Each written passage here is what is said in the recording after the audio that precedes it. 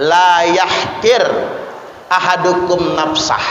Ingat pesan Nabi, jangan pernah merendahkan diri sendiri. Jangan pernah merendahkan diri sendiri. Harus percaya diri. Bahasa kerennya apa? Be yourself. Jadilah diri sendiri. Saya coba lihat Pak Jokowi. Pak Jokowi itu sering dibully tapi tidak malu. Sampai sekarang sudah 2 periode jadi presiden masih dibully. Dan yang saya geleng-geleng kepala, yang ngebully Pak Jokowi itu bukan orang bodoh, orang pintar, malah orang kota, malah ada aparatur sipil negara, PNS, malah ada penyuluh agama, Pak, membuli presidennya sendiri karena sakit hati. Ngapa Pak Jokowi yang jadi presiden?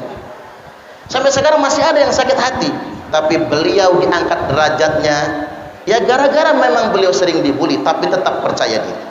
Dan saya ingin tegaskan lagi kembali ke awal tadi, jangan suka membuli. Memang Pak Ustadz maklum, seumur Anda ini umur yang memang latah membuli. Itu umurnya memang SMP, SMA itu latah membuli. Uang mahasiswa saja masih latah membuli. Tapi perlu diingat ada rumus dalam Al-Quran. A'udzubillahi minasyaitonir rajim. Ya ayyuhalladzina amanu la yaskhar qaumun min qaumin asa ayyakunu khairam minhum. Wahai orang-orang yang beriman, janganlah suatu kaum membuli kaum yang lain. Janganlah satu kelompok membuli kelompok yang lain. Janganlah satu golongan membuli golongan yang lain. Janganlah satu teman membuli teman yang lain.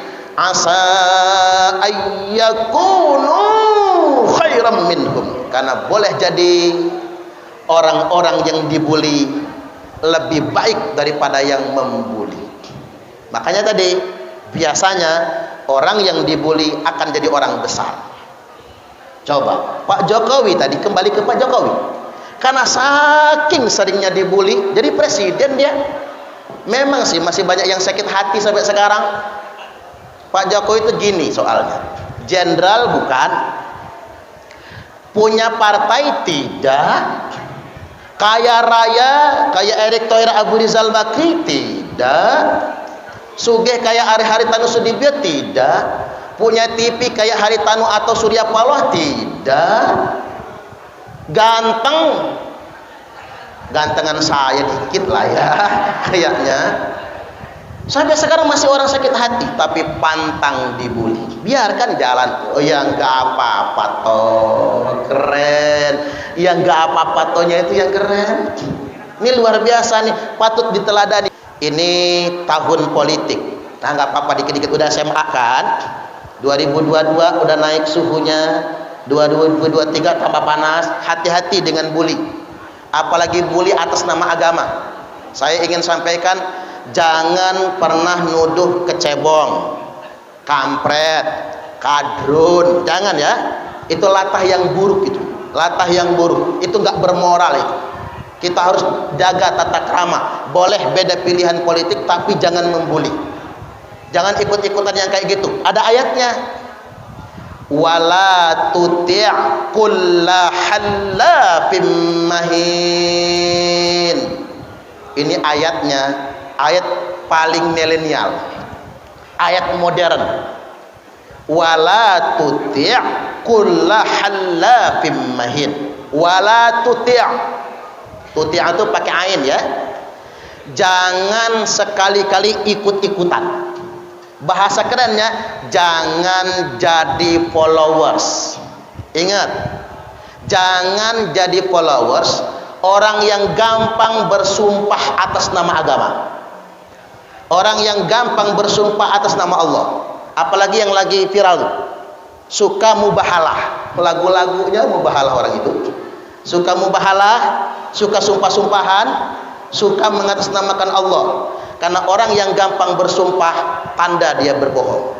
Kalau kata ulama, orang yang demi Allahnya gampang, bohong. Tanda dia nggak takut sama Allah.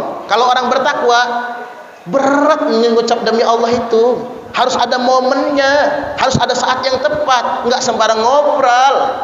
Maka jangan percaya satu orang yang gampang berbohong. Mahin. Mahin ini menghina, bahasa kitanya bullying. Jangan pernah jadi followers, wala tuti', orang yang gampang bersumpah dan suka bully, menghina. Jadi YouTube-nya jangan di subscribe, Instagram-nya jangan di follow, ya, Facebook-nya jangan ditemenin, karena kita kebawa nantinya. Makanya ayat ini ayat keren. Jangan jadi followers orang yang suka bersumpah dan suka membuli, hammazim masya'im binamim, kemana-mana menyebarkan ujaran kebencian, hate speech, ujaran kebencian, hoax, berita bohong, hinaan, binamim, yang tujuannya adu domba. Ini rumus benteng buat kita agar nggak ikut-ikutan kelompok-kelompok yang sedemikian rupa. Silahkan mereka membuli, kita jangan.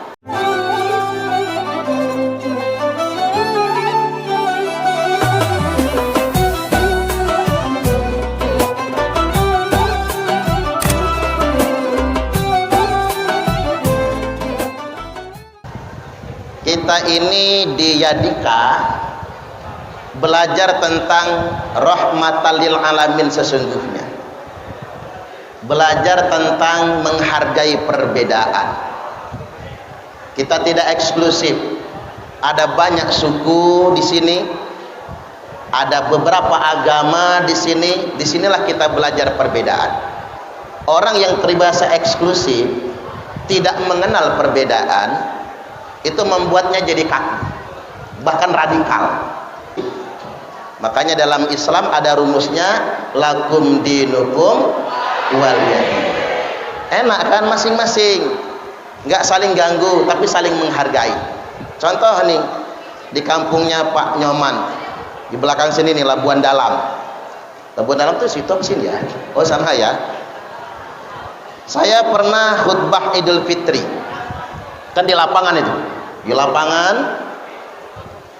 semua yang menjaga parkir motor, yang menertibkan kendaraan, jaga di rumah-rumah biar nggak ada yang maling, itu pecalang Bali semua. Jadi orang muslimnya nggak perlu jaga rumah. Mereka berangkat semua ke lapangan untuk sholat Idul Fitri.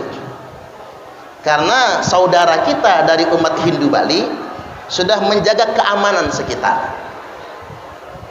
Nah, orang muslimnya juga membalas. Ketika umat Hindu Bali sedang merayakan Nyepi, walaupun hari Minggu, sudah terjadwal hajatan, cancel hajatan. Menghargai umat agama Hindu merayakan agama hari raya Nyepi. Nah, ini kan keren. Ini barometer nasional. Ini yang disebut dengan Bhinneka Tunggal Ika. Makanya adik-adik, Anda bersyukur sekolah di Yadika. Kita belajar berinteraksi dengan berbagai macam perbedaan, dan orang yang siap dengan perbedaan, dia akan menjadi pemimpin Indonesia di masa yang akan datang. Pak Ustadz doakan di antara Anda nanti ada yang jadi presiden. Amin. Ingat ya. Baik, hadirin wal hadirat rahimakumullah. Halo.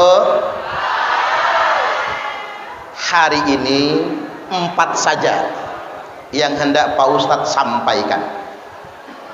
Yang pertama, meneladani sunnah Nabi. Nabi itu orang yang punya kepercayaan diri yang tinggi. Punya kepercayaan diri yang tinggi. Walaupun sering dibully, walaupun sering dibully, makanya tidak apa-apa kalau Anda dibully. Nabi menjadi orang yang paling mulia, kekasih yang paling dicintai Allah, justru sering dibully. Bahkan waktu di Taif dilempari kotoran, dilempari batu, tubuh beliau penuh dengan kotoran, penuh dengan luka, darah mengalir sampai ke terompahnya. Tapi Nabi tidak pernah kehilangan kepercayaan diri. La yahkir ahadukum nafsah. Ingat pesan Nabi, jangan pernah merendahkan diri sendiri. Jangan pernah merendahkan diri sendiri. Harus percaya diri. Bahasa kerennya apa? Be yourself. Jadilah diri sendiri. Ada di antara Anda ini yang bernasib baik. Orang tuanya sugih barangkali. Orang tuanya jadi pejabat barangkali. Yang sedang bernasib baik, cukup bercermin dengan keberhasilan orang tua, tapi jangan sombong. Halo, Pak Ustadz tanya, ada nggak orang kaya sombong? Banyak. Orang miskin sombong? Tambah banyak. Udah melarat sombong, apanya yang disombongin? Jadi jangan merendahkan dirinya sendiri, tidak boleh. Percaya diri dan tidak perlu menyombongkan orang tua. Kalau kata pepatah Arab itu, laisal fata mayyaqulu kana abi walakinnal fata mayyaquluha anada. Bukanlah anak muda itu yang membangga-banggakan orang tuanya, bukanlah anak muda yang hebat itu yang pamer kesuksesan orang tuanya, walakinnal fata mayyaquluha anada. Tapi pemuda yang sebenarnya yang berani berkata, inilah saya. Makanya berkarya, inilah saya. Tidak perlu malu. Saya coba lihat Pak Jokowi. Pak Jokowi itu sering dibully tapi tidak malu. Sampai sekarang sudah 2 periode jadi presiden masih dibully. Dan yang saya geleng-geleng kepala, yang ngebully Pak Jokowi itu bukan orang bodoh, orang pintar, malah orang kota, malah ada aparatur sipil negara, PNS, malah ada penyuluh agama, Pak, membuli presidennya sendiri. Karena sakit hati ngapa Pak Jokowi yang jadi presiden. Sampai sekarang masih ada yang sakit hati, tapi beliau diangkat derajatnya ya gara-gara memang beliau sering dibully tapi tetap percaya diri. Makanya buat adik-adik, anak-anak yang punya nasib orang tua nggak begitu baik, mungkin orang tuanya kuli bangunan, orang tuanya susah, kadang-kadang mohon maaf ya, demi membelikan Anda ponsel pintar, demi Android buat anaknya, nguli bapaknya, ngutang ke bosnya, nyicil utangnya, peras keringat banting tulang, kepala jadi kaki, kaki jadi kepala, badan jadi tanah jadi badan, anaknya nggak tahu. Itu bapaknya, gosong badannya terbakar matahari.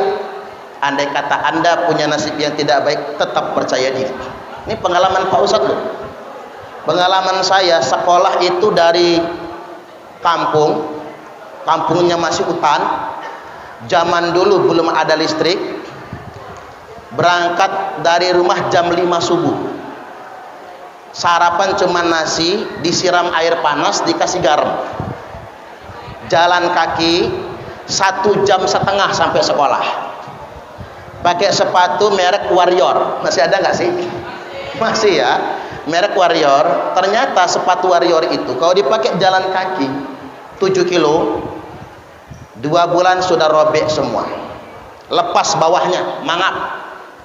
Sama ibu saya disol, ibu saya ngesol, janda ibu saya disol, mangap lagi. Berapa bulan berikutnya disol lagi, ngesol yang ketiga kalinya nggak ketemu lagi tempat ngesolnya, dibiarkan mangap.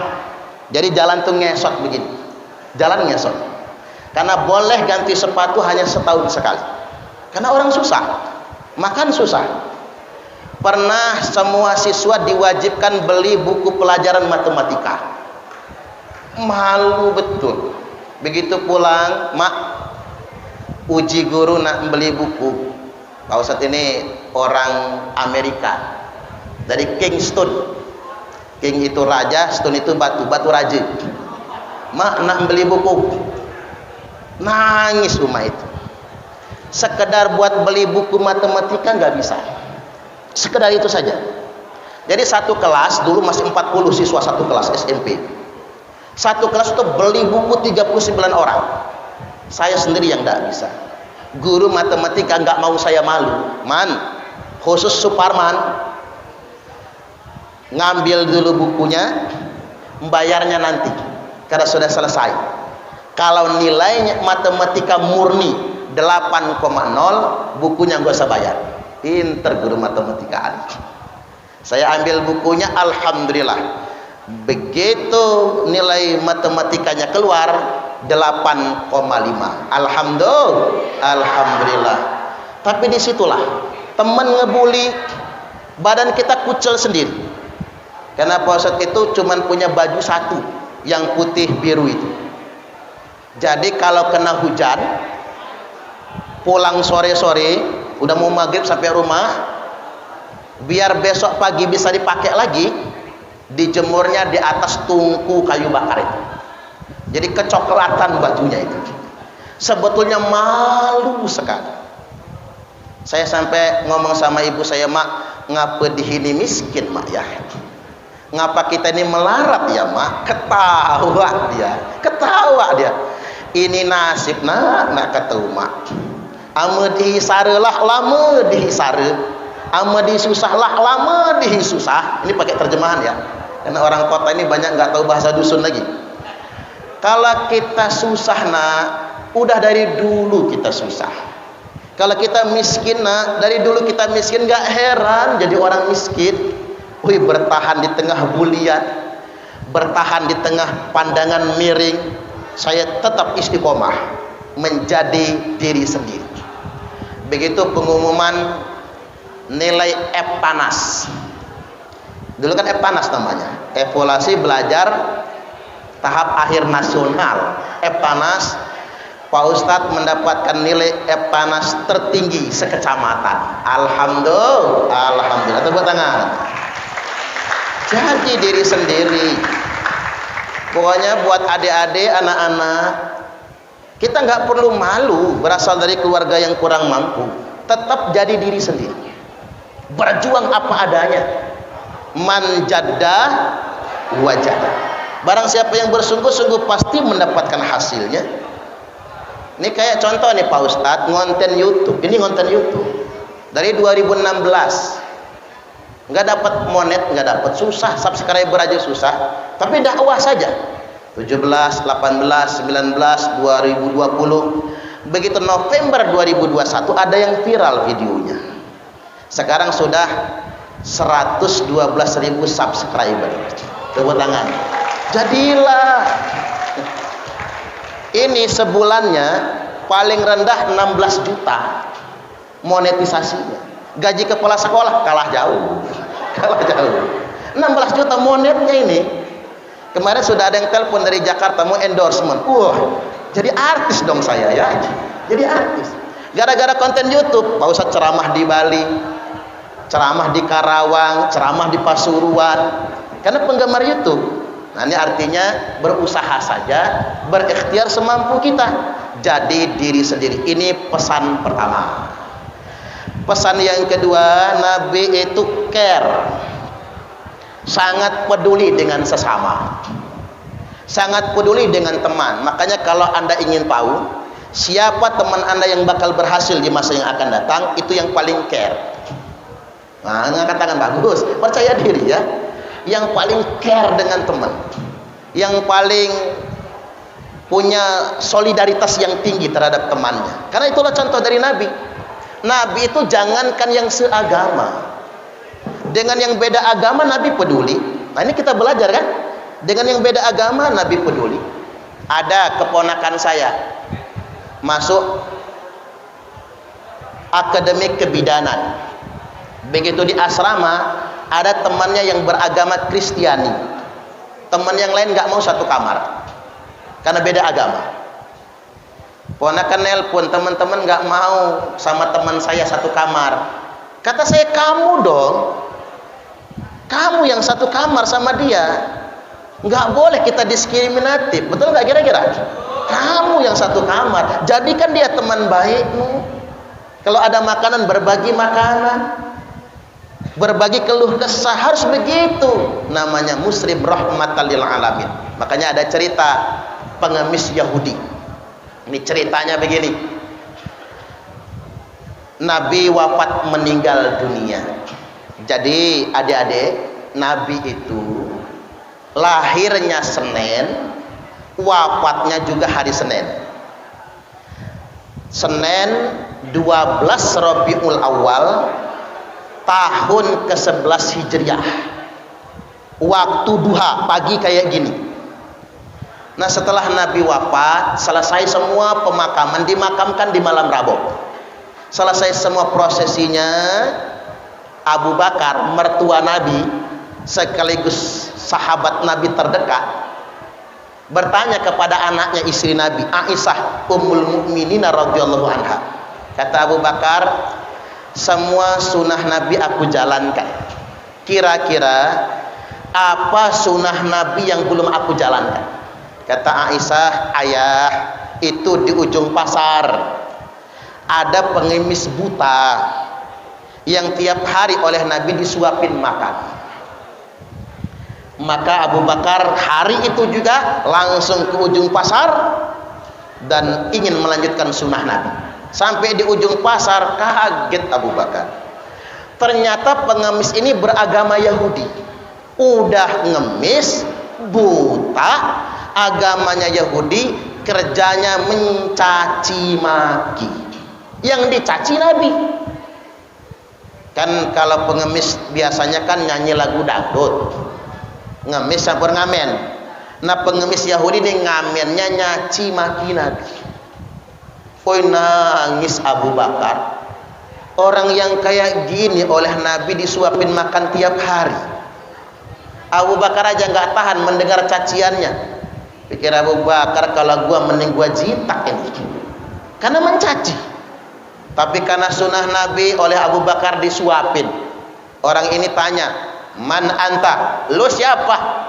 Kata Abu Bakar, saya adalah laki-laki yang biasa nyuapin kamu tiap hari. La, bukan, kamu bohong. Kamu bukan laki-laki yang biasa nyuapin saya.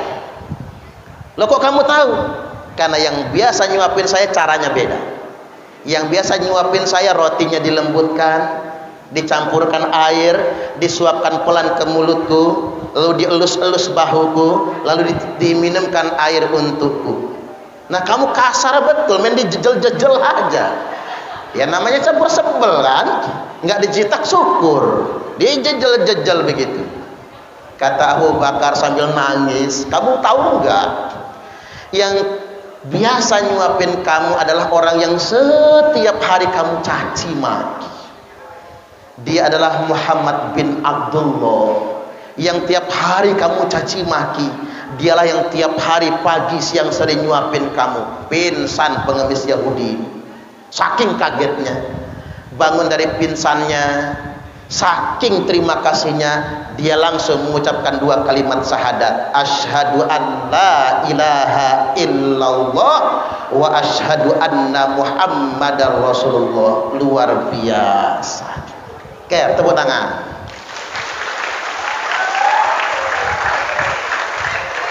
Nah, ini kan akhlak yang harus kita teladani. Jangan sampai bermuslim kehilangan akhlak. Akmalul mu'minina imanan ahsanuhum khuluqa. Orang mukmin yang paling sempurna imannya adalah yang paling baik akhlaknya. Jadi ukuran orang beriman, ukuran orang yang bertakwa bukan penampilan. Maaf, walaupun udeng-udengnya jedut plafon, walaupun janggutnya takkan udel, walaupun jubahnya nyengser di tanah, bukan ukuran orang yang bertakwa. Termasuk ibu-ibu guru, adik-adik yang putri, siswi, walaupun kerudungmu nyengser di tanah, nggak perlu beli sapu lidi lagi, nyapunya pakai kerudung aja. Bukan ukuran orang yang bertakwa, bukan ukuran orang yang beriman. Ukuran orang yang beriman ahsanuhum khuluqa, adalah yang paling baik akhlaknya. Makanya Nabi itu care, peduli. Dan saya ingin tegaskan lagi kembali ke awal tadi, jangan suka membuli. Memang Pak Ustadz maklum, seumur Anda ini umur yang memang latah membuli. Itu umurnya memang SMP, SMA itu latah membuli. Wong mahasiswa saja masih latah membuli. Tapi perlu diingat ada rumus dalam Al-Quran. A'udzubillahi minasyaitonir rajim.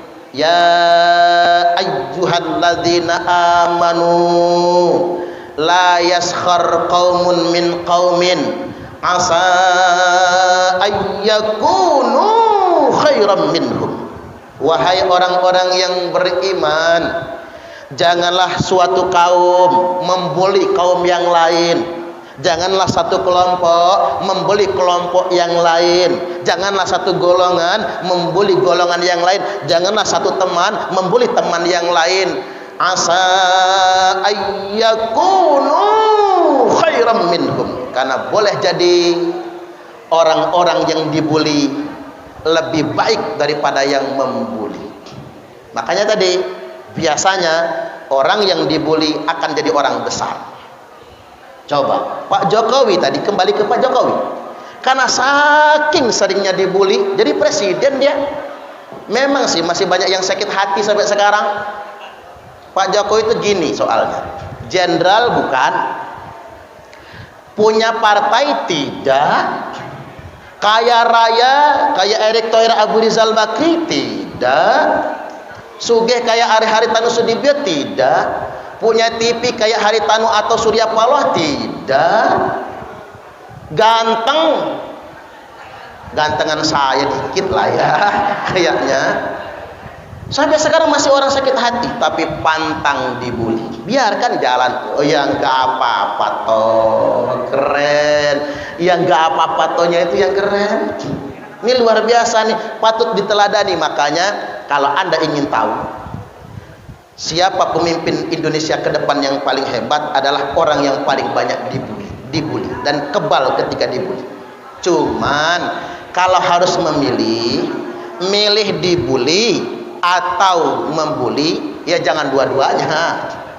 Tapi kalaupun terpaksa milih dibully atau membuli, pilihlah yang dibully, jangan yang membuli.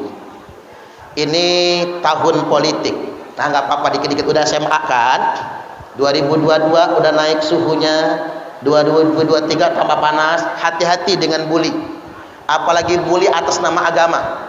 Saya ingin sampaikan, jangan pernah nuduh kecebong, kampret, kadrun, jangan ya. Itu latah yang buruk, itu latah yang buruk, itu nggak bermoral itu. Kita harus jaga tata krama. Boleh beda pilihan politik, tapi jangan membuli, jangan ikut-ikutan yang kayak gitu. Ada ayatnya, wala tuti' kulla hallafim mahin. Ini ayatnya, ayat paling milenial, ayat modern. Wala tuti' kulla hallafim mahin. Wala tuti', tuti' itu pakai ain ya. Jangan sekali-kali ikut-ikutan. Bahasa kerennya, jangan jadi followers. Ingat, jangan jadi followers orang yang gampang bersumpah atas nama agama, orang yang gampang bersumpah atas nama Allah. Apalagi yang lagi viral tuh, suka mubahalah, lagu-lagunya mubahalah orang itu, suka mubahalah, suka sumpah-sumpahan, suka mengatasnamakan Allah.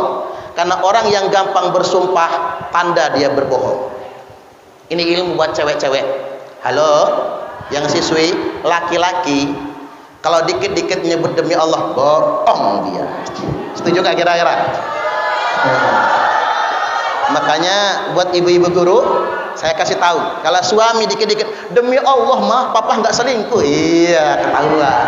Itu siapa? Temen aja kok mah, temen. bohong. Ngapa sih Pak harus demi Allah gitu? Murah amat ucap demi Allah itu. Kalau kata ulama, orang yang demi Allahnya gampang, bohong. Tanda dia nggak takut sama Allah. Kalau orang bertakwa, berat mengucap demi Allah itu. Harus ada momennya, harus ada saat yang tepat, nggak sembarang ngobrol. Maka jangan percaya satu orang yang gampang berbohong. Mahin ini menghina, bahasa kitanya bullying. Jangan pernah jadi followers, wala tuti' orang yang gampang bersumpah dan suka bully, menghina. Jadi YouTube-nya jangan di subscribe, Instagram-nya jangan di follow, ya, Facebook-nya jangan ditemenin, karena kita kebawa nantinya. Makanya ayat ini ayat keren. Jangan jadi followers orang yang suka bersumpah dan suka membuli, hammazim masya'im binamim, kemana-mana menyebarkan ujaran kebencian, hate speech, ujaran kebencian, hoax, berita bohong, hinaan, binamim, yang tujuannya adu domba. Ini rumus benteng buat kita agar nggak ikut-ikutan kelompok-kelompok yang sedemikian rupa. Silahkan mereka membuli, kita jangan. Mari kita care dengan sesama, peduli dengan sesama. Dua. Sekarang yang ketiga, keteladanan dari Nabi itu, nah ini yang utama, integritas. Karena Nabi punya 4 sifat wajib. Siddiq 1, yang kedua amanah, yang ketiga tabligh, yang keempat fatonah. Ya bolehlah dibolak-balik, gak apa-apa. Siddiq, amanah, tabligh, fatonah. Nggak usah muluk-muluk sekarang ini. Siddiq aja jadilah. Siddiq itu jujur, benar. Bahasa kitanya integritas, revolusi mental. Makanya revolusi mental yang dicanangkan pemerintah itu nggak usah jauh-jauh, kejujuran. Karena ini yang mahal di republik ini. Banyak orang pintar tapi nggak benar. Ada orang goblok nggak benar, mafsadatnya kecil, kerusakannya kecil. Ada orang pintar nggak benar, kerusakannya besar. Kalau orang goblok nggak benar, paling banter maling kotak amal masjid. Nah, itu orang goblok nggak benar. Berangkat ke masjid bawa sendal jepit, pulangnya bawa sendal kulit. Goblok nggak benar. Tapi kalau orang pintar nggak benar, hancur negara ini. Kan yang korupsi orang-orang pintar semua, ya Pak ya. Makanya anak-anak nggak tahu nasib Anda. Jangan-jangan ada yang jadi anggota dewan, ada yang jadi gubernur. Allahumma amin. Entah jadi apapun Anda di masa yang akan datang. Pesan Pak Ustadz cuma satu, Siddiq, jadilah pintar sekaligus benar. Insya Allah. Karena kita ini dihadapkan dengan krisis ini. Anak sekarang kalau diomongin pintar, lebih pintar dari orang tuanya.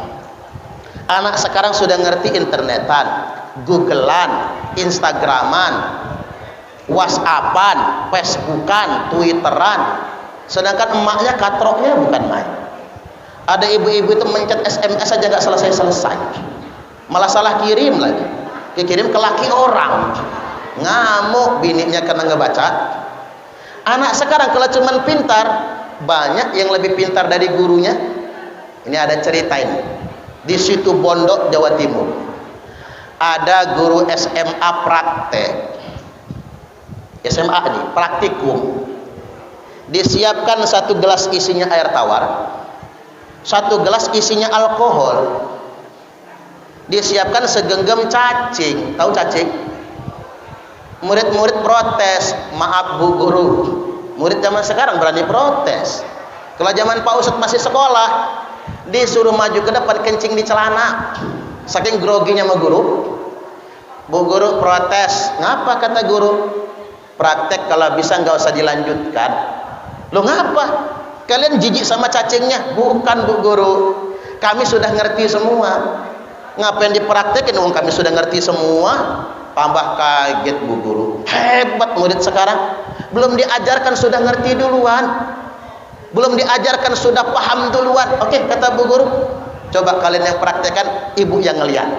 Sama murid-murid dipraktekkan, segumpulan cacing diparuh, separuh masukin gelas yang isinya air tawar, separuh masukin gelas yang isinya alkohol. Didiamkan setengah jam. Udah lewat setengah jam, kata murid-murid, lihatlah Bu Guru, cacing yang masuk air tawar masih hidup semua, cacing yang masuk alkohol mati semua. Maka Bu Guru, kata mereka, praktik membuktikan kalau kita ingin bebas dari cacingan, banyak-banyaklah minum alkohol. Astagfirullahaladzim. Itu anak kita loh Pak. Ya kalau dipikir-pikir agak masuk akal ya. Cacing masuk air tawar hidup, cacing masuk alkohol mati. Woi, pantesan anak muda zaman sekarang demen mabok. Ngapa Bang mabok? Biar gak cacingan, kata dia. Udah rajin mabok, ternyata cacingnya gak mati-mati. Akhirnya mirasnya dioplos. Begitu mirasnya dioplos, bukan cuma cacingnya yang mati, orangnya mampus juga akhirnya. Nih pergaulan bebas. Kembali lagi kita dihadapkan dengan fenomena banyak orang pintar sekaligus tidak benar. Ini fenomena Indonesia. Kalau zaman dahulu Ki Hajar Dewantara punya tagline bagaimana? Ing ngarsa sun tulodo, di depan jadi contoh. Ing madya mangun kersa, bersama menyemangati. Tut wuri handayani, guru dari belakang mendorong ke depan. Tut wuri handayani. Zaman sekarang sudah diplesetin. Ing ngarsa numpuk bondo. Orang sekarang yang dipikir apa? Numpuk harta. Ing madya mangan konco, selip dikit temen dimakan. Ada nggak yang suka makan temen?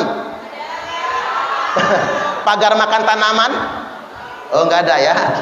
Ngelikung dari belakang, menjegal kawan seiring, menggunting dalam lipatan, menjadi bara dalam sekam, menjadi duri dalam daging. Jangan kayak gitu. Tut wuri golek rai, ujung-ujungnya cari muka. Jangan. Saya jadi ingat nasihat Gus Dur. Tahu Gus Dur?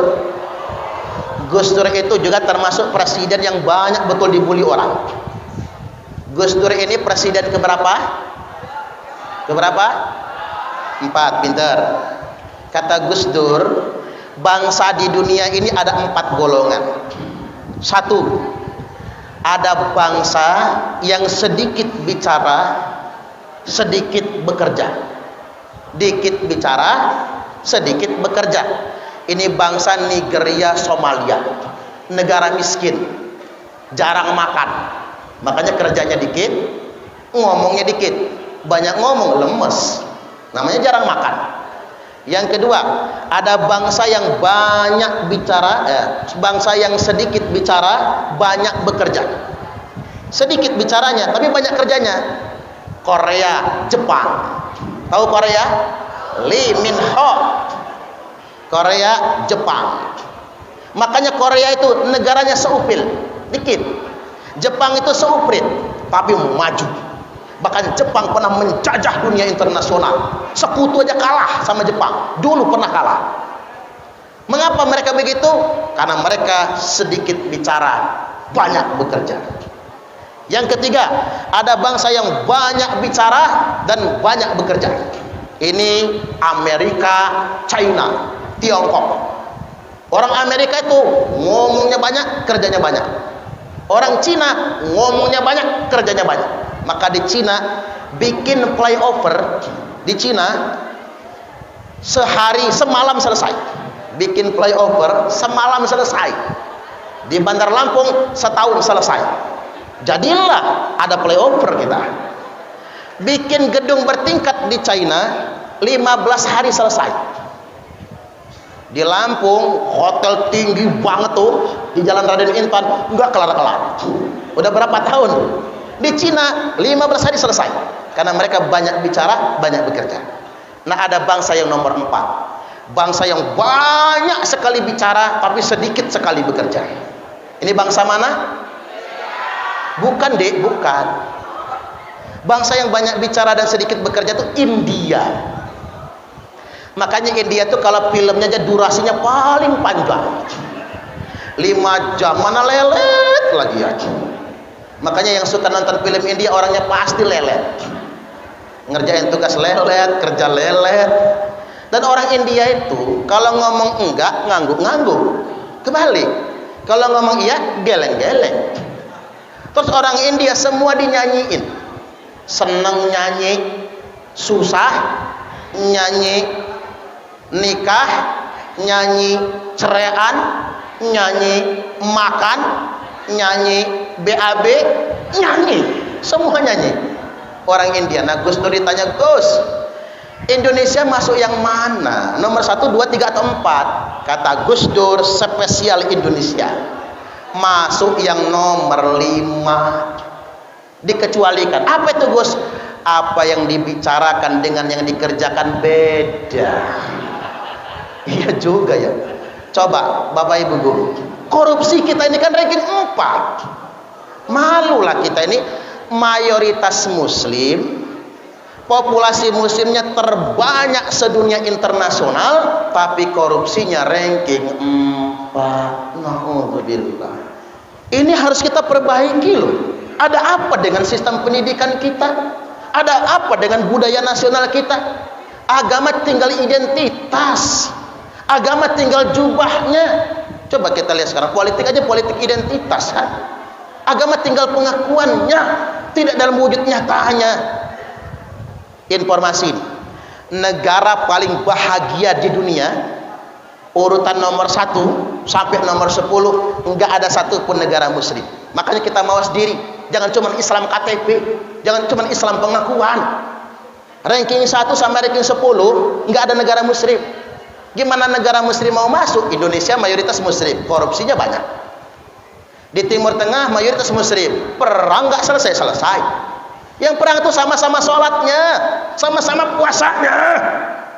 Karena suka main kopar kapir. Makanya awas. Saya tadi pesan sama Bapak Kepala Sekolah, jangan ada pengajar rohis dari eksternal. Karena ngapa? Orang HTI, ini belak-belakan saya ngomongnya. Mereka menawarkan diri ngajar, tapi ujung-ujung anak kita akidahnya rusak, mengharamkan NKRI, mentogut-togutkan Pancasila. Ujung-ujungnya apa? Kita perang saudara nantinya. Lihat Timur Tengah, boro-boro mau bahagia. Makanya saya senang dengan Bhinneka Tunggal Ika begini, saya senang. Kita jangan eksklusif jadi manusia. Ada perbedaan, ini takdir Allah, perbedaan itu harus kita sadari. Nah balik lagi, nomor 1 sampai nomor 10 nggak ada negara muslim.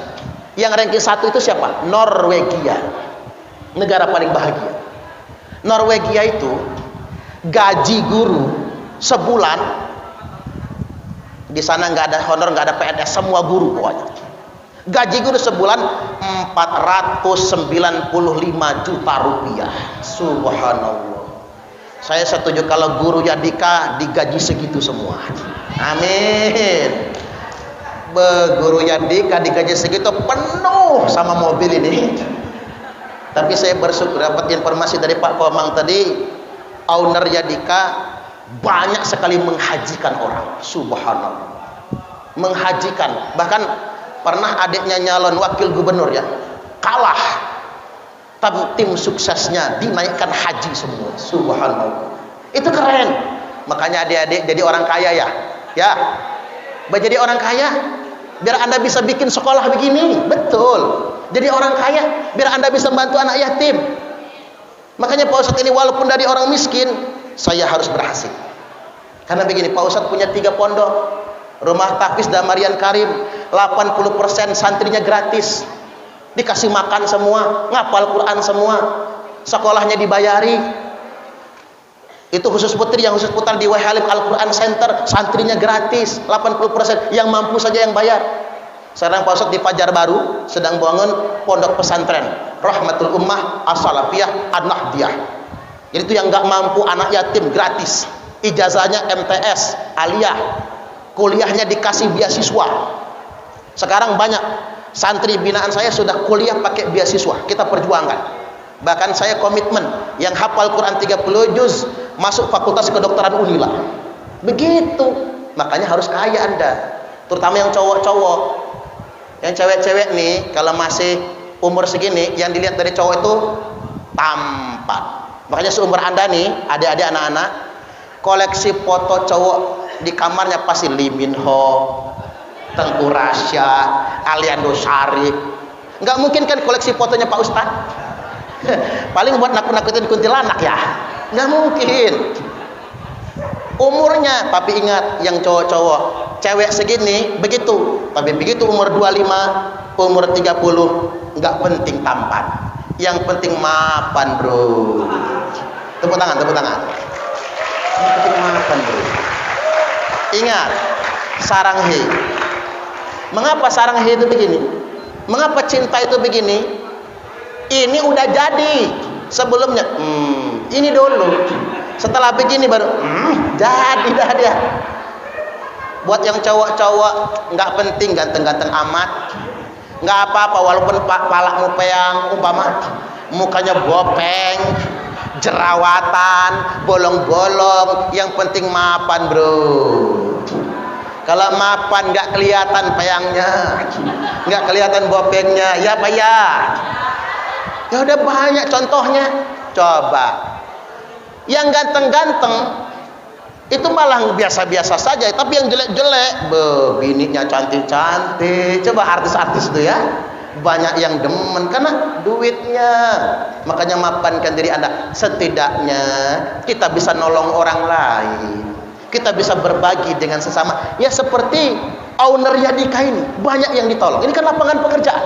Lapangan pekerjaan, guru-gurunya, teachersnya, banyak yang tertolong, banyak yang berangkat umroh, banyak yang berangkat haji. Kita bisa nolong sesama kita. Tapi makanya Nabi bersabda, la ba'sa bil ghina liman ittaqa, tidak mengapa orang bertakwa itu kaya. Karena dengan kaya dia bisa menolong orang lain. Jadi balik lagi bahwasanya Norwegia gaji guru 495 juta. Gaji guru. Mereka negara paling bahagia. Belajar itu cuma dari jam 8 sampai jam 12. Setiap 1 jam istirahat. Habis jam 12 sekolah minat bakat. Itu di sana. Guru ngajar cuma dari Senin sampai Jumat. Ngajar cuma 3 jam 15 menit. Gaji segitu. Keren. Makanya Anda nanti kalau jadi presiden ingat digaji guru-gurunya ya. Segitu ngegajinya. Makanya Bapak Ibu guru, di pondok saya semua hasil yang saya dapatkan dari pondok itu tidak ada yang ke saya, ke guru semua, ke ustadznya semua. Itu saja saya merasa belum mensejahterakan. Saya komit dengan mereka. Semua guru yang ngajar tempat saya harus kebeli mobil semua. Amin. Komit. Karena ngapa? Saya sudah cukup dari yang lain. Dengan dakwah keliling ceramah sudah cukup. Berbagi kesejahteraan. Jangan sampai sejahtera sendiri. Baik, yang berikutnya saya ingin tegaskan, Indonesia sekali lagi dihadapkan dengan problematika. Banyak orang pintar sekaligus tidak benar. Apalagi kalau yang nggak benar itu orang besar. Kita prihatin ya. Jenderal bintang 2 jadi pengedar narkoba. Na'udzubillah. Mau jadi apa negara ini? Mana narkoba ini kan merajalela. Pak Ustadz ceramah ke LP narkotika, belum lagi ke lapas anak ya yang kena narkoba. Itu kalau ke LP narkotika saja waihui. Kalau yang tua-tua seger. Mengapa seger? Karena mereka bukan pemakai. Mereka kurir narkoba, supir truk dari Aceh, dititipin ganja sekarung, masuk penjara. Tapi kalau yang muda-muda, usia produktif anak muda, mereka pemakai. Sambil dengerin ceramah ngences, ces, nyambung enggak diceramahin. LP wanita, waihui, lapas khusus perempuan. 80% penghuninya narkoba. Cuman enak ceramah di lapas perempuan, seru. Diceramahin gak ada yang ngantuk, matanya malah melotot semua. Saya tanya ibu-ibu, mbak-mbak, kata saya ini ngapain matanya melotot semua, nggak ada yang ngantuk. Jawab mereka, mohon maaf Pak Ustadz, kami di sini jarang lihat laki-laki. Sekali ngeliatnya Pak Ustadz, iya ganteng banget saya, ganteng banget. Pokoknya saya kalau diundang ke lapas perempuan rajin betul datang, karena dikeroyok emak-emak kita di sana. Balik lagi yang sekarang yang keempat, kita langsung yang keempat. Yang keempat, keteladanan dari Nabi Sallallahu Alaihi Wasallam adalah peringatan beliau agar anda semua menjadi ahli ibadah. Karena pemuda yang sangat disukai Nabi, yang sangat dicintai oleh Allah adalah anak muda yang rajin ibadah. Wasyabun nasha'a fi ta'atillah, anak muda yang sudah khusyuk taat kepada Allah. Saya pikir, saya pikir adik-adik, anda nggak terlambat. Bukan nggak terlambat, anda tak terlalu cepat, maksud saya. Nggak terlalu cepat jadi baik sejak sekarang. Nggak terlalu cepat. Jadi jangan nunggu tua, nanti tua-tua keladi, makin tua makin menjadi. Atau sayur nangka bumbu kemiri, tua bangka nggak tahu diri. Dari sekarang, nggak apa-apa masih remaja, nggak apa-apa masih muda dan grace, anda bertobat jadi orang baik. Nabi Allah Subhanahu Wa Taala mengingatkan, fa khalafa mim ba'dihim khalfun, setelah generasi yang baik akan datang generasi pengganti yang jelek. Apa ciri generasi pengganti yang jelek? Adha'us shalah, mereka menyia-nyiakan sholat. Sholat zuhur mepet asar, asarnya numbur maghrib, maghribnya mentok isya, isaknya ketiduran, subuhnya kesiangan. Ketiban sholat subuh niatnya begini, usolli fardhu subhi rakaataini mustaqbilal qiblati qodoan lillahi ta'ala. Lo qodoan jam 8 sholat subuhnya. Saya pernah Pak Koman ceramah keliling Lampung 14 Polres. Yang ngawal saya Pak Nyoman, yang ngawal saya. Tiap jam 4 digedornya kaman saya. Pak Ustadz bangun. Subhanallah. Ini Pak Nyoman ini polisi, orang Bali, Hindu, ngebangunin saya sholat. Kalau saya nggak sholat malu saya. Pak Nyoman luar biasa karena sudah disiplin, dia bangun subuh juga. Keren itu. Ada juga yang niat subuhnya begini, usalli fardhu subhi rakaatain mustaqbilal qiblati, kesiangan lillahi ta'ala. Lo kok kesiangan jam 10 sholat subuhnya masih mending. Tapi ada juga yang begini niat sholatnya, usalli fardhu subhi wal dhuhri wal asri wal maghribi wal isya'i, keroyokan oplosan lillahi ta'ala, hancur sholatnya. Masih mending, ini namanya jamak total namanya. Orang Jakarta lebih hebring. Apa kata orang Jakarta? Subuh maraton, zuhur ke salon, asar main badminton, maghrib mainin handphone, isya nonton sinetron, mati kena smackdown, smackdownnya malaikat Israel. Yuk ulang sekali lagi biar seru yuk. Subuh maraton, zuhur ke salon, asar main badminton, maghrib mainin handphone, isya nonton sinetron, mati kena smackdown, smackdownnya malaikat Israel. Jaga sholat minimal itu kalau anda ingin berhasil. Saya tuh terharu ngedengar cerita yang disosialisasikan Ustadz Yusuf Mansur sama Tuan Guru Bajang tentang amalan Pak Jokowi. Pak Jokowi nggak mau cerita karena nanti pamer, tanyanya ke ibunya Mbah Sujiatmi. Pak Jokowi itu tahajudnya rajin, 5 waktunya di awal, puasa Senin Kemisnya rajin tirakat. Jadi kalau anda ingin berhasil, jaga sholat. Nah, ciri generasi rusak yang kedua kata Allah, adha'us shalah wattaba'us syahwat. memperturutkan syahwat hawa nafsu. Halo, ini Pak Ustadz taruh di ujung ya, tapi maaf betul buat yang cewek-cewek, maaf ya, maaf, ini berat ngomongnya, berat betul.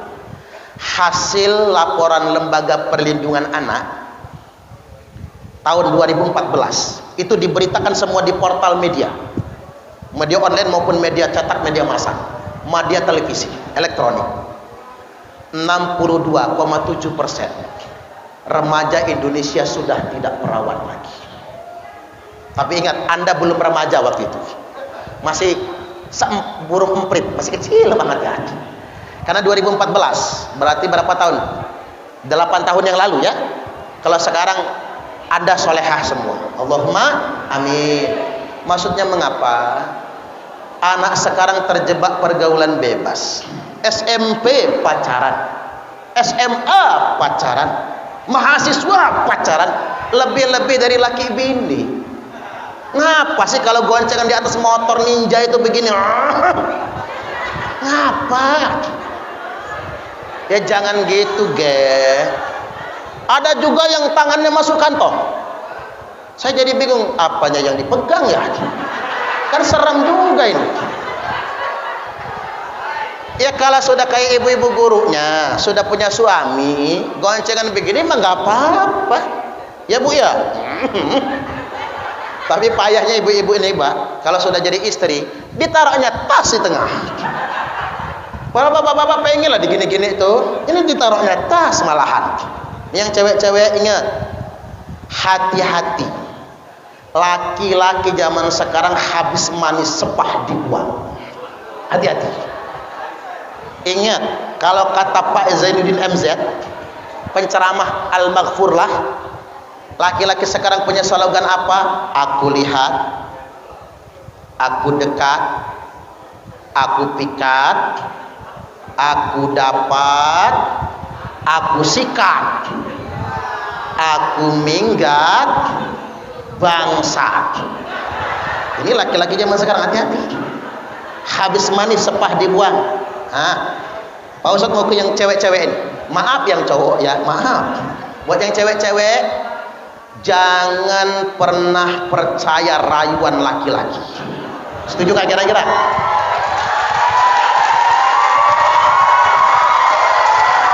Gak apa-apa, bagus ini. Karena ngapa? Laki-laki itu banyak modusnya.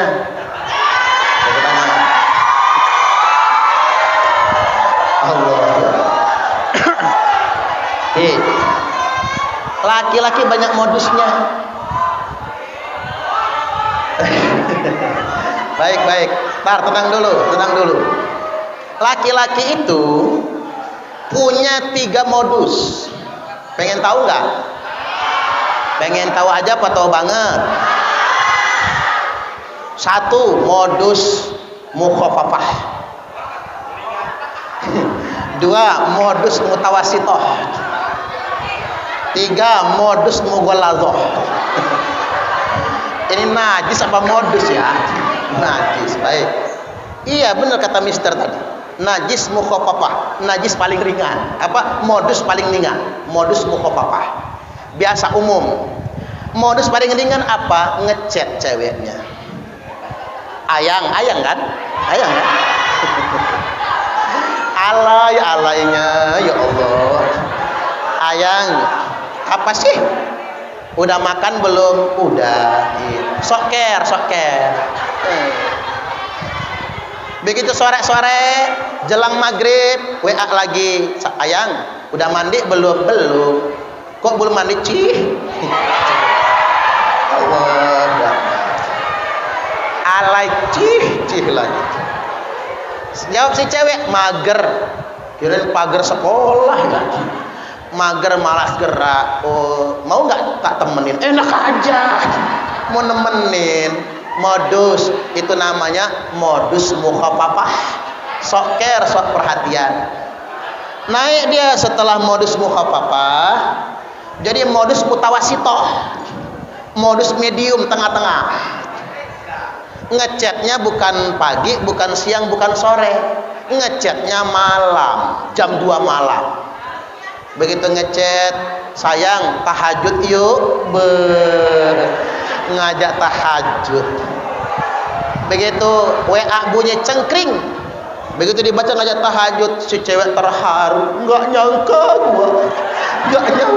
gua di sekolah manakal dia kok ngajak tahajud. Pagi-pagi dipamerin sama mamanya, mah tahu nggak mah, ini pacar saya tuh ngajak tahajud, padahal bukan tahajud, nonton bola dia, boro-boro tahajud subuh aja nggak sholat.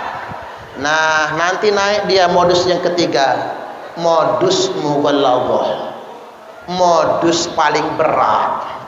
Kapan itu? Lulus SMK, lulus SMA, udah kelas 3, saya selesai ujian nasional, kita akan terpisah jarak saya. Lagunya terpisah jarak. Saya kuliah ke Jogja, kamu kuliahnya ke Papua, jauh amat. Karena kita bakal LDR, pacaran jarak jauh sayang, yuk kita buat tanda cinta. Buktikan cintamu padaku. Nah adik-adik, kalau si cowok ngomong begitu jawabnya apa? Pret. Setuju gak kira-kira? Jangan percaya, habis manis sepah dibuang. Anda harus berjuang menjadi diri Anda sendiri agar Anda bisa berhasil. Tapi ingat, maaf ya, ingat, halo, seandainya sudah ada yang menjadi korban, tetap Anda harus percaya diri, tetap ya. Karena ada santri Pak Ustadz ini, ada korban kejahatan laki-laki. Jadi sama orang tuanya dipaksa menikah. Saya datangi orang tuanya, Pak, Bu, kalau dia menikah, sedangkan yang mau menikah dia nih si hidung belang nih, kata saya, kerjaannya aja mak jelas. Jadi apa anak ibu nantinya? Dia masih kelas 1 SMA. Jangan itu salah, ibu menjerumuskan anak. Saya marahin begitu, nyambung ke orang tuanya, enggak jadi dinikahkan. Sudah amankan anak ini, suruh dia sekolah. Kalau dibully oleh teman-temannya, pindahkan sekolah. Sekarang dikasih beasiswa. Saya berkomitmen sampai sarjana. Kalau anak ini pintar, jadi dokter, kita masukkan fakultas kedokteran nantinya. Mudah-mudahan berhasil. Allahumma amin. Jangan pernah putus asa. Harus percaya diri. Modalnya cuma satu. Jangan gampang percaya laki-laki, itu saja pokoknya. Modalnya cuma satu. Nah, buat yang laki-laki, Pak Ustadz ingatkan, wanita diciptakan bukan untuk disakiti. Setuju gak kira-kira? Tak ulang lagi. Wanita diciptakan bukan untuk disakiti, tapi wanita diciptakan untuk dicintai. Ingat wahai lelaki, jangan membuat wanita menangis, karena malaikat akan mencatat setiap air matanya yang jatuh. Keren, semangat banget. Tapi nih, yang cewek jangan mancing-mancing. Ini mah gak dipancing. Toilet sekali diam, toilet 2 kali diam, toilet 3 kali lagi dong. Mancing ya jangan. Namanya laki-laki dikasih ikan asin, kucing maulah. Makanya jangan dipancing. Baik, terakhir sekarang, yang paling akhir, Pak Ustadz ingin ingatkan, kalau Anda ingin sukses, berbakti dengan orang tua. Hormat Bapak Ibu guru, bakti orang tua. Ridallah fi ridal walidain. Ridhonya Allah ada pada ridho kedua orang tua. Orang bijak berkata, perlakukan orang tuamu seperti raja, maka rezekimu pun akan seperti rezeki para raja. Tapi awas, kalau engkau memperlakukan orang tuamu seperti pembantu, maka rezekimu pun akan seperti rezeki pembantu. Capek nyarinya, tapi tidak akan pernah cukup selama-lamanya. Tidak ada yang bisa mengalahkan ketulusan orang tua. Maka mintalah keridhaan dari orang tua. Saya akan closing dengan kisah nyata. Ibu nelpon anak gadis, anak perempuan udah nikah, "Nduk, bapakmu meriang sakit, tolong dijenguk." "Ya nanti ya mak, tak pamit sama suami dulu." Nah ini istri solehah, pamit suami. Telepon suami ke kantor, "Mas, bapak sakit, boleh saya nengok?" "Nengok." "Boleh," kata suaminya. Nih suami mantu soleh. "Kamu nengok, nanti mamas pulang dari kantor nyusul." Mantu soleh, nggak dilarang nengok orang tua. Sampai di rumah orang tua, si enduk ini tadi, anak perempuan, "Mana bapak mak?" "Tuh di kamar, sedang merintih meriang." "Dok," kata si mama, "kamu kan nggak pernah mijitin bapak, sekali-kali pijitin bapak." Waduh, nggak lama, kan ada anak perempuan itu yang deket banget sama bapaknya, ada yang berjarak sama bapaknya, ada kan? Nggak lama, nggak biasa. Mijitin laki biasa, mijitin bapak nggak biasa. "Ya udah, kalau nggak mau nggak apa-apa," kata si mama. "Kamu duduk dulu, lihat di depan itu boneka kamu." "Iya mak." "Kamu masih kecil ya Nduk, bapakmu meriang, mama kasih duit buat beli obat, pulang-pulang bukannya beli obat, beli boneka." "Ya mama marahin." Pak, beli obat dulu, kok malah beli boneka?" "Masak nih, kasihan. Anak kita ini sudah dari kemarin nangis minta beliin boneka." Nah adik-adik harus tahu, bapakmu walaupun galak, bapakmu walaupun pendiam mungkin, kayaknya nggak perhatian sama anak, ayah paling pantang, tampak lemah di hadapan anaknya. Pak Ustadz ulang lagi ya, ayah manapun paling pantang, tampak tak berdaya di depan anak. Ngutang loh demi HP. Coba kalau minta duit sama mama, "Mak minta 5.000, dikasih 2.000 kan? Coba kalau minta sama bapak, Pak minta duit berapa nak?" 5.000, 50.000 dikasih.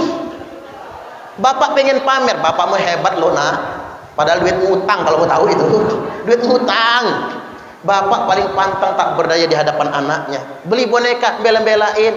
"Dok," kata si mama, "kamu lulus SMA, merantau nang Jogja, kuliah, tiap minggu, zaman masih pakai HP telepon ya, belum ada HP, nelpon bu kos, tiap hari Minggu tuh yang nyuruh mama nelpon bapakmu loh Nduk. Itu si gadis telepon dulu, apa keadaannya, sampai bosen nelponin kamu, yang nyuruh bapakmu." Anaknya nggak tahu.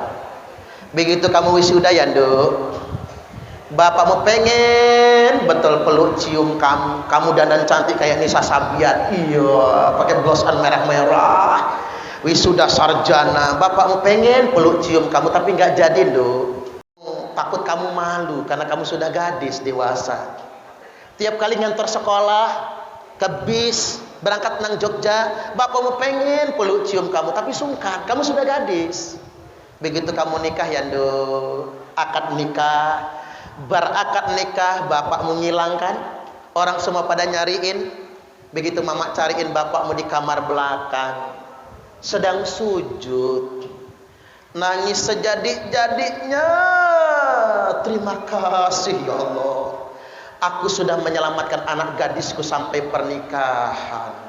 Ndrodok anak gadisnya, si enduk nangis langsung masuk kamar, "Pak, tak pijitin ya Pak." Subhanallah, seandainya semua anak tahu apa pengorbanan kedua orang tuanya, nggak ada anak yang berani menyakiti orang tua. Seandainya semua anak tahu apa pengorbanan orang tuanya, nggak akan ada anak yang berani mengecewakan orang tua. Maka pesan buat Anda, komitmen dari hari ini menjadi anak yang terbaik untuk membanggakan kedua orang tua. Baik, demikian dari saya, kurang lebihnya mohon maaf.